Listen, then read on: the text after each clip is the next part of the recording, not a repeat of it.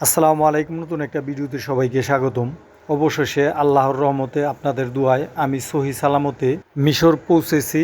গত 18 তারিখ হজরত শাহজালাল আন্তর্জাতিক বিমানবন্দর ছেড়ে এসেছিল। আমি যে বিমানে ছিলাম রাত 8টা বাজে, সেই থেকে আমার জার্নি শুরু হয়েছিল। কালপিয়ারের বিমানটি ঠিক রাত 1টা বাজে বাহারান বিমানবন্দরে অবতরণ করে 2.5 ঘন্টার ট্রানজিট শেষে রাত 3:30টায় আবার জেদ্দার উদ্দেশ্যে গালপিয়ারের আরেকটি বিমান উড়ে যায়।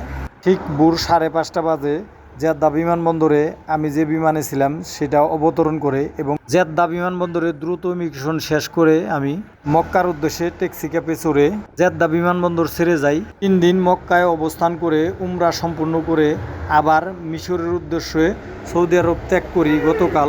Dhaka to Bahrain, Bahrain to Jeddah, Jeddah to মিশর আসতে আমার ইমিগ্রেশনে কি কি সমস্যা হলো পরবর্তী ভিডিওতে সকল তথ্য জানাবো।